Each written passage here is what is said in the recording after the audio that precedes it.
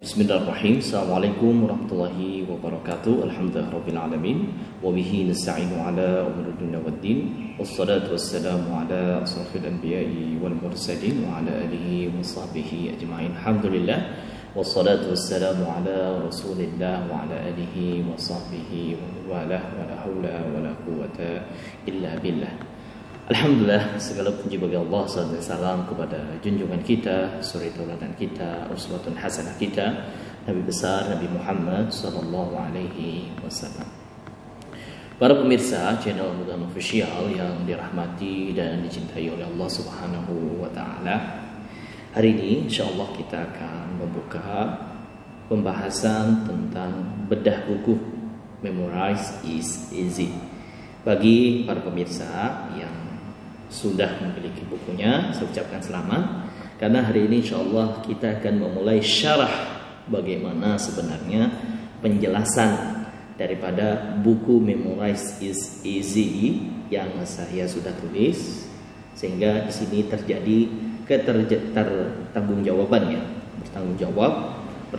saya selaku penulis dalam mempertanggungjawabkan ilmu-ilmu yang saya sampaikan dan juga sudah tersebar di masyarakat mulai di Indonesia maupun di seluruh dunia. Para pemirsa yang dirahmati dan dicintai oleh Allah Subhanahu wa taala, hari ini kita akan buka untuk syarah atau bedah buku yang pertama.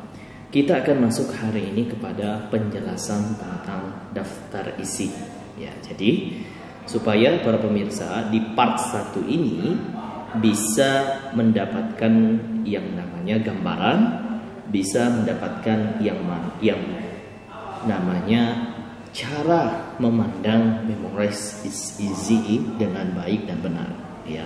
Jadi ketika Anda membacanya, itu Anda tahu sebenarnya apa yang menjadi tujuan buku Memorize is Easy ini.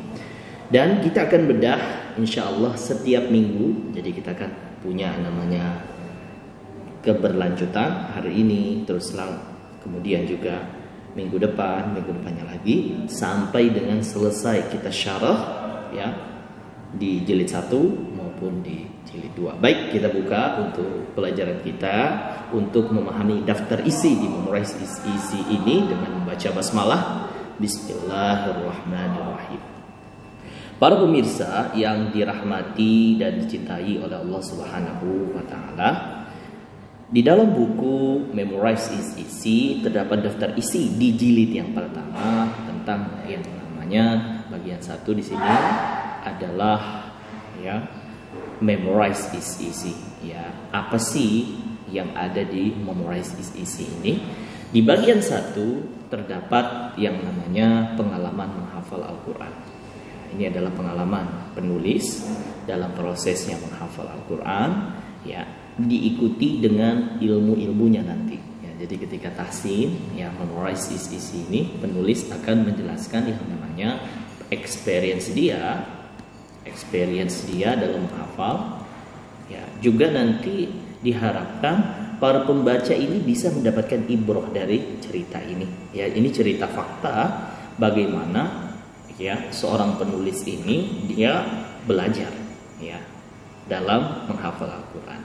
Nah, kemudian juga terus sampai di sini, ya, dia belajar mengatur waktu dengan baik sampai dengan proses memorize menghafal Al-Quran. Ya. Nah, diakhiri dengan nanti di bagian B, ya. Nah, jadi ada bagian A. Jadi bagian A ini meliputi pengalaman dalam menghafal Al-Quran, yaitu experience, yang mana para pembaca di sini wajib mengambil yang namanya ibrahnya. Jadi ketika seorang pembaca Memorize is Easy itu membaca di bagian pengalaman, ya, itu harus bisa mengambil ibrahnya. Jadi ketika dia membaca, dia mendapatkan ibrah-ibrah, sehingga nanti dia bisa menyesuaikan dengan pengalaman-pengalaman yang dia sedang rasakan dalam proses menghafal. Nah, kemudian di sini ada rumus daripada memorisasi. Ya, ini adalah dasar-dasar, ya. Jadi ketika seorang itu menghafal Al-Quran, dia harus punya yang namanya dasar ilmu dulu gitu ya. Makanya ada proses memorisasi ini sehingga dia punya yang namanya dasar-dasarnya. Dan ketika dia membaca, dia sudah punya gambaran. Gambaran yang pertama adalah dia mendapatkan gambaran pengalaman penulis dari awal menghafal sampai dengan dia berhasil. Kemudian setelah itu para pembaca akan mendapatkan ilmu dari sisi dasar-dasar dalam menghafal Al-Quran. Berupa apa? Mendengar, yaitu al-istima. Ya, kita di sini ada namanya maharah al-istima. Ya. Bagaimana seorang pembaca Al-Quran itu dia bisa memahami dari sisi istima, dari sisi pendengaran. Ya. Nah, kemudian juga nanti dia akan belajar namanya at-tahaddutsnya, yaitu maharatut tahaddus. Maharatu at-tahaddus di sini ya, tulis ya. Nah, di sini ada maharatut tahaddus, kemampuan dia dalam menghafalkan. Kemudian membaca, bagaimana kemampuan dia dalam qiraah dan juga kemampuan dia dalam kitabah. Dan 4 komponen ini harus ditopang dengan usaha dan juga kerja keras. Makanya di bagian yang kedua ini ya harus ada yang namanya nilai-nilai. Ya, kita tulis ini nilai-nilai pribadi seorang penghafal Al-Quran. Yaitu apa? Dia harus punya komponen-komponen ini. Jadi setelah tadi kita belajar bagaimana kita mempelajari experience dalam menghafal Al-Quran itu, ya, dan para pembaca itu bisa mendapatkan ibroh dari pengalaman penulis. Selanjutnya kita akan belajari yang di B ini adalah nilai-nilai yang harus dimiliki oleh para penghafal Al-Quran. Ya, apa itu? Nilai kemampuan dalam melafalkan, kemampuan membaca, kemampuan menulis, kemampuan usaha dan kerja keras, kemampuan fokus, kemudian kemampuan dalam berdoa, dan juga profesionalisme dalam proses-proses menghafal. Yaitu berupa apa? Berupa anggota tubuh, alat praktek dalam membaca Al-Quran. Nah, ini para pembaca di sini dibutuhkan yang namanya profesionalismenya. Jadi setelah dia belajar experience, ya, dia dituntut untuk bagaimana dia punya nilai, ya, sehingga dia punya gambaran cara menghafal Al-Quran sesuai dengan pengalaman penulis, dan juga dia harus mampu menanamkan mulai ketika dia membaca itu nilai-nilai dalam proses menghafal. Nah, kemudian selanjutnya di buku ini kenapa di bagian C dibahas irama? Ya, karena di sini penting sekali. Ya, irama ini kenapa dibahas dari halaman 95 sampai 100 untuk memberikan gambaran kepada para pembaca bahwa ketika kita membaca Al-Quran, ya, kita disunnahkan untuk memperbagus bacaan kita. Meskipun begini ya, ketika kita membaca Al-Quran itu, ketika kita mengeluarkan suaranya, itu sudah terlihat namanya tabiat kita dalam suara, ya. Tapi kita juga harus bisa melatih daripada irama-irama yang dipelajari ini. Ada irama bayati, kurti, soba, dan sebagainya. Dan nanti disesuaikan dengan suara kita. Makanya kalau kita berbicara suara, ya saya sudah bahas ini di channel saya, di bagian bagaimana kita memaksimalkan suara dan proses menghafal Quran, ya, itu kita harus bisa juga menyesuaikan suara kita ini model suara yang apa. Kalau kita berbicara tentang suara begini ya, ada suara itu jenisnya, ya saya berikan di sini aja ya supaya bisa lebih baik. Ya, ada jenis-jenis daripada suara dalam proses menghafal Al-Quran itu, ya, dia suaranya bagaimana? Ya, suaranya ini, ya, dia bisa nada seluruhnya. Misalkan gini ya, kita buka di sini aja supaya bisa ada catatannya gitu ya. Nah, kita buka di sini. Oke, sebentar, ini jangan dilihat ya pemirsa ya. Ini dari aplikasi. Nah, di sini ya. Oke, kita tulis di sini suara. Nah, jadi di suara ini para pemirsa, kita harus kenal yang namanya suara kita, voice kita.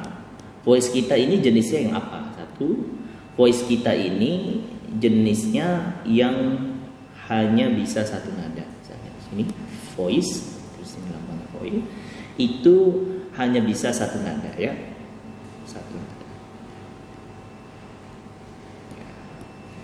Satu nada ini tobi'i ya. Tobi'i itu dia adalah suaranya ini memang dari awalnya begitu. Makanya suara itu kan gaif. Kalau kita belajar ilmu suara itu kan gaifing ya. Jadi suara itu adalah gaif. Nah, satu nada. Kemudian atau suara kita ini suara yang bisa ya tiga nada. Ya, tiga nada. Tiga nada ini meliputi daripada tinggi, kemudian sedang atau stabilan ya, dan juga rendah. Nah, jadi ada orang itu yang bisa ya tinggi, rendah. Artinya ada orang suaranya itu dia nggak bisa tinggi dan rendah gitu. Memang suaranya begitu gitu. Saya pernah ketemu dengan orang yang ketika dia menggunakan suara, memang suaranya begitu. Mohon maaf ya. Tapi kita itu diberikan oleh Allah Subhanahu Wa Taala suaranya itu supaya kita menjadi karakter kita dalam ya sebagai pribadi. Atau suaranya ini bagus ya, suara bagus ini artinya kelihatan sekali dia bisa terlatih dengan baik. Nah, Anda jangan kecewa yang di sini, yang hanya bisa keterampilan suaranya itu terbatas, ya terbatas ya. Jadi keterampilan suara yang terbatas ini sebenarnya dia bisa mampu nanti kalau dia banyak berdoa, kemudian juga melatih suara dan banyak membaca Al-Quran. Itu insya Allah kalau kita begitu bisa diberikan gaif-gaif suara yang lebih baik lagi. Saya dulu ketika menghafal Al-Quran itu suara saya ini standar ya, biasa. Ini cerita saya dalam menghafal Al-Quran ya. Kemudian saya banyak membaca Al-Quran dan sebagainya sampai suara saya itu serak. Tapi ternyata gaifnya adalah suara itu bisa tambah bagus gitu. Jadi ketika kita membahas di buku Memorize is Easy ini tentang yang namanya suara, itu supaya para pembaca Al-Quran itu mengenal suaranya.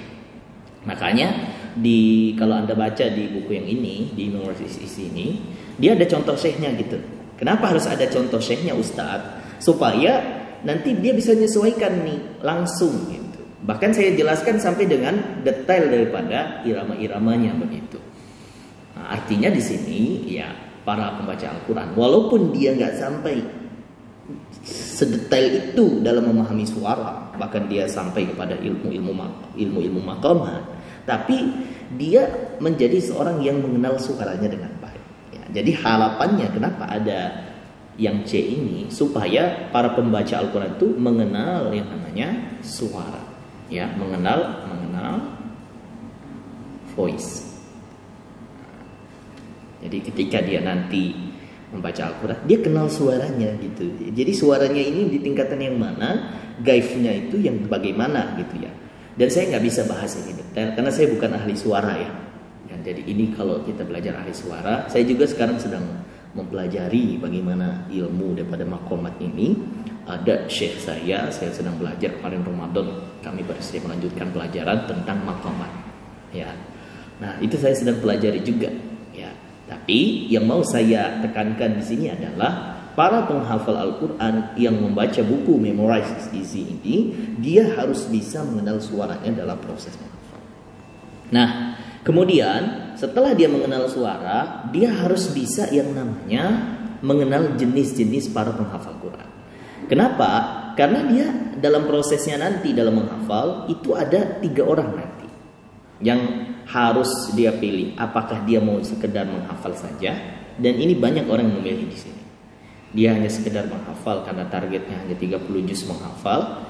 Nah, setelah dia selesai 30 juz itu, dia tinggalkan hafalannya itu. Dan banyak sekali kawan-kawan saya yang mengambil ini, tapi dia nggak sadar dia pilih yang ini gitu. Ya bagi dia menghafal Quran, dia menghafal Quran aja gitu. Atau yang kedua, dia berproses. Nah, tapi ketika dia hafalan dia lupa, dia tetap murojaah gitu. Tapi murojaahnya ini hanya sekedar bahwa dia ini punya kewajiban untuk murojaah, itu aja.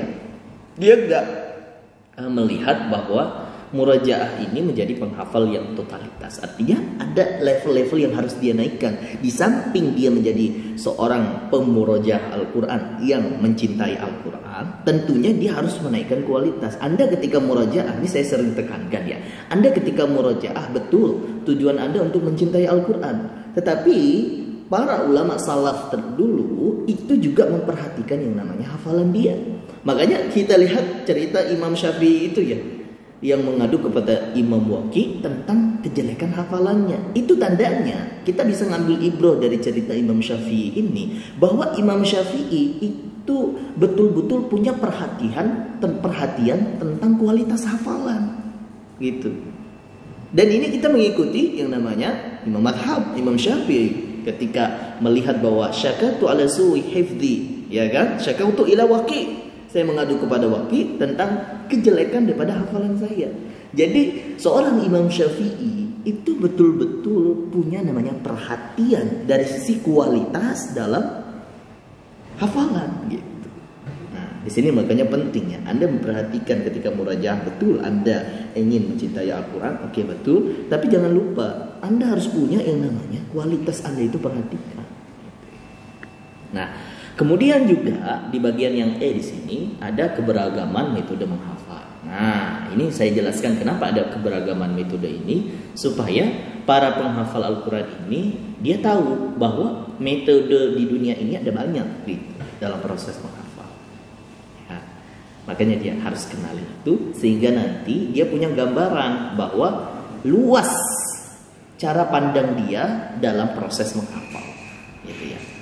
Nah, kemudian nanti dia akan belajar di sini role model, kemudian faktor yang mempengaruhi hafalan. Nah, kenapa ada pembahasan ini? Jadi ketika dia menghafal, nanti dia akan tahu faktor-faktor ini.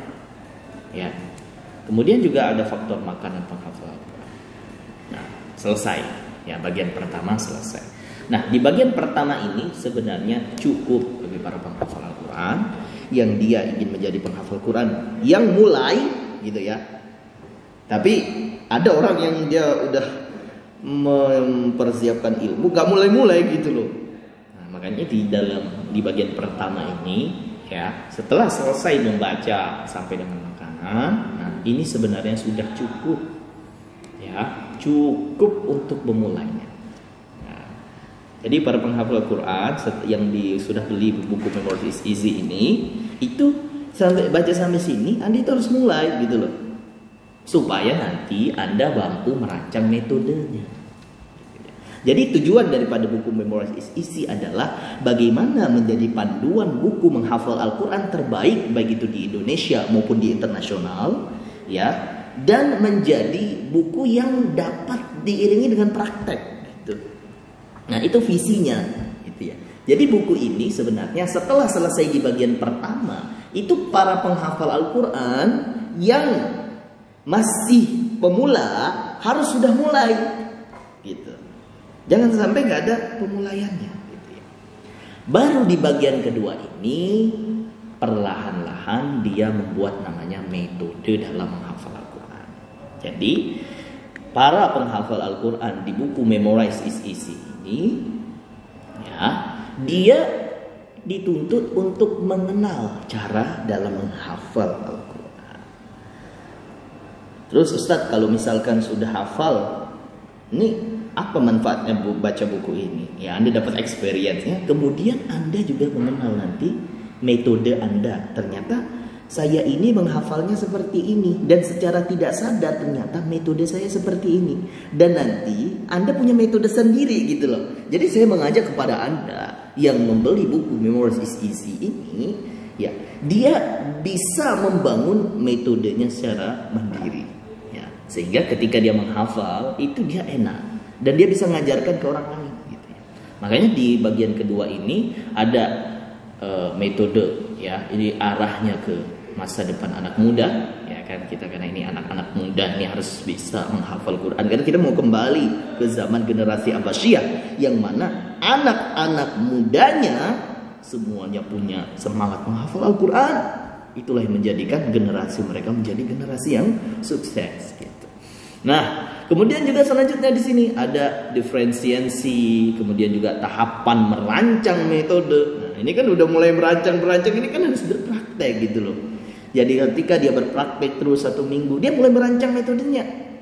Dia mengenal bagaimana ayat-ayat itu yang teringat. Ini kan semuanya sudah berpraktek. Jadi ketika Anda membaca buku Memorize is Easy ini, para pemirsa yang budiman, setelah Anda baca buku bagian pertama, Anda sudah mulai. Dan Anda harus punya poin-poinnya. Misalkan begini ya, saya jelaskan ini. Nah, diferensiasi Anda dalam penghafal Quran lain-lain ini apa? Itu harus Anda harus tahu. Dan saya sudah jelaskan itu. Nanti kita bahas secara detail ya di minggu-minggu yang selanjutnya ya, supaya Anda benar-benar tahu nih gambarannya ini seperti apa gitu. Kemudian tahapan merancang metode itu Anda udah merancang. Kemudian juga pondasi di sini ada banyak sekali ya, mengenal bagaimana ayat-ayat, lakukan bagaimana, tetapkan bagaimana Anda seharusnya, skill kreatifnya, kemudian dia belajar sejarah metode, dia membangun sejarah para penghafal Al-Quran sendiri, level-level metodenya dia bangun ya. Kemudian juga pengguna metode menghafalnya dia bangun juga ya, sampai kepada waktu metode, perangkat metode ya, sampai kepada pembentukan trainernya. Jadi di buku Memorize is Easy ini benar-benar dibangun yang namanya suatu kondisi ya. Satu ya, kondisi akarnya bagian pertama. Bagian pertama ini dia harus praktek sampai kepada nanti di metode yang akhir, di tingkatan yang paling tinggi, para penghafal Al-Quran itu dia mampu melaksanakan yang namanya metodenya. Jadi ketika dia belajar, ketika dia melakukan prosesnya itu dalam menghafal, dia akan mendapatkan metodenya sendiri ya.